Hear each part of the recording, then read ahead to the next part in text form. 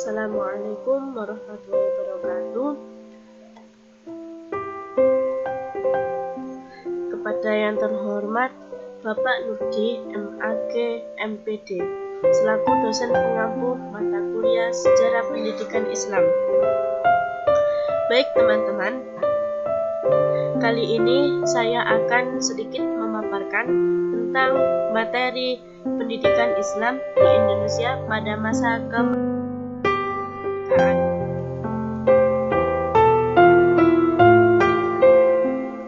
Sebelumnya, perkenalkan, nama saya Fitnah Hamdatul Rahman, Prodi PAIA semester 5. Diharapkan setelah teman-teman menyaksikan video ini, teman-teman dapat memahami tentang masa kemerdekaan pendidikan Islam.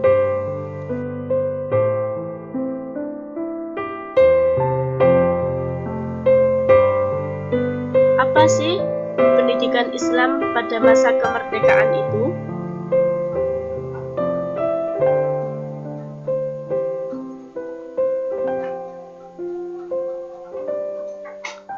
Di sini saya akan menjelaskan tentang masa kemerdekaan pendidikan Islam. Setelah merdeka, pendidikan Islam mendapat kedudukan yang sangat penting dalam sistem pendidikan nasional. Untuk itu, Mahmud Yunus sebagai pemeriksa dalam sistem pendidikan Islam nasional mengusulkan kepada kepala pengajaran agar pendidikan agama di sekolah-sekolah pemerintah ditetapkan dengan resmi dan guru-gurunya digaji seperti guru umum, dan usulan itu diterima. Selain itu, pendidikan agama di sekolah juga mendapat tempat yang teratur, seksama, dan penuh perhatian. Untuk itu, dibentuk Departemen Agama pada tanggal 13 Desember 1946 yang bertugas mengurusi penyelenggaraan pendidikan agama di sekolah umum dan madrasah serta pesantren-pesantren. Sedangkan pendidikan Islam setahap demi setahap diajukan. Istilah pesantren yang dulu hanya mengajar agama di surau dan menolak modernitas pada zaman kolonial sudah mulai ikut mendirikan madrasah dan sekolah umum, sehingga pemuda Islam diberi banyak pilihan. Upaya ini merupakan usaha untuk semata diri di tengah-tengah realitas sosial modern dan kompleks. Pesantren juga telah lebih berkembang dengan berdirinya perguruan tinggi Islam.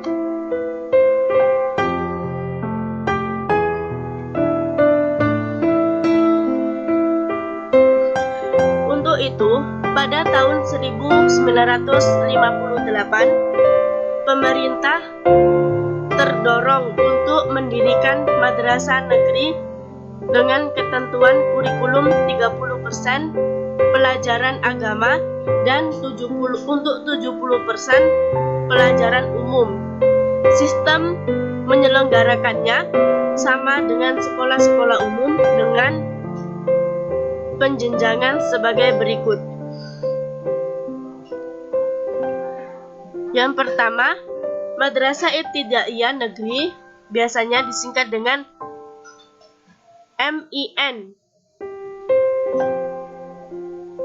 setingkatan dengan SD. SD lama belajarnya itu 6 tahun.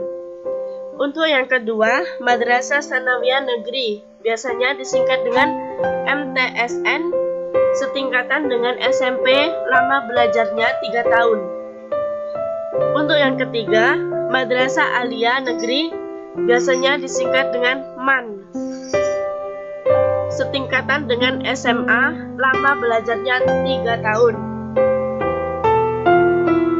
Jadi di sini sudah dijelaskan untuk madrasah ibtidaiyah itu bisa juga di MI atau SD.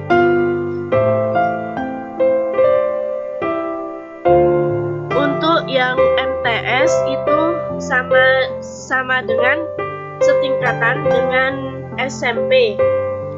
Yang aliyah, madrasah aliyah itu juga setingkatan dengan SMA.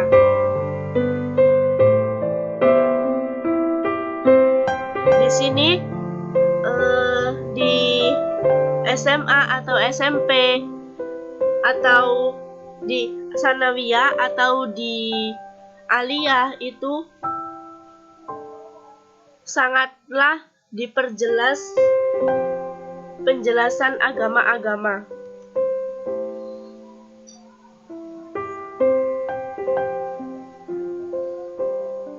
Pada masa awal kemerdekaan, pemerintah dan bangsa Indonesia mewarisi sistem pendidikan dan pengajaran yang dualistis, yaitu 1. Sistem pendidikan dan pengajaran pada sekolah-sekolah umum yang sekuler, tak mengenal ajaran agama dan merupakan warisan dari pemerintah Belanda. Di sini dijelaskan pada zaman dahulu itu pendidikan Islam itu hanya memperkenalkan tentang pelajaran umumnya, jarang mengenalkan ajaran-ajaran agama.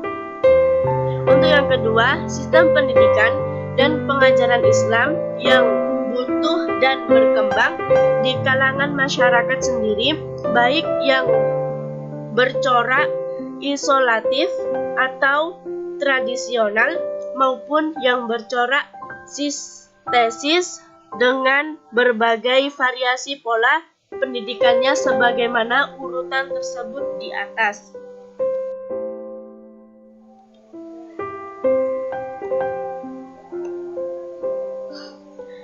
Sejak tahun 1965-66 terjadi perubahan besar pada bangsa Indonesia, baik itu menyangkut kehidupan sosial, agama maupun politik. Pada Orde Baru, tekad yang diemban yaitu kembali pada Undang-Undang Dasar 1945 dan melaksanakannya secara murni dan konsekuen, sehingga pendidikan agama memperoleh tempat yang kuat dalam struktur pemerintahan. Walaupun pendidikan agama mendapat porsi yang bagus sejak proklamasi kemerdekaan sampai Orde Baru berakhir, namun itu semua hanya bahasa kiasan belaka. Menurut Abdurrahman Mas'ud, PhD, Undang-Undang Dasar Pendidikan dari zaman dahulu sampai sekarang masih terdapat dikotomi pendidikan. Kalau dicermati bahwa Undang-Undang Pendidikan Nasional bisa membeda-bedakan antara pendidikan umum dan pendidikan agama. Padahal perkawinan atau ilmu agama dan umum justru akan terciptakan kebersamaan dan mampu menciptakan kehidupan yang harmonis secara dan seimbang, serasi dan seimbang.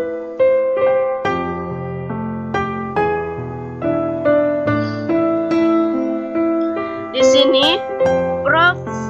Lutjid menyebutkan permasalahan yang terjadi dalam pendidikan agama Islam walaupun dari sistem pendidikan nasional cukup kuat Namun, dalam pelaksanaannya masih jauh dari yang diharapkan. Hal ini karena dipengaruhi beberapa faktor, yaitu 1. Kurangnya jumlah pelajaran agama di sekolah. 2. Metodologi pendidikan agama kurang tepat, lebih menitik beratkan pada aspek kognitif daripada aspek efektif. Yang ketiga, adanya dikotomi pendidikan heterogenitas, mengetahui dan menghayatan serta peserta pendidik, perhatian dan kepedulian pemimpin sekolah dan guru terhadap pendidikan agama kurang. Kemampuan guru agama untuk menghubungkan dengan kehidupan kurang. Kurangnya penanaman nilai-nilai tata krama dan pendidikan agama Islam. Di sini dijelaskan, menurut Prof. Lutjit,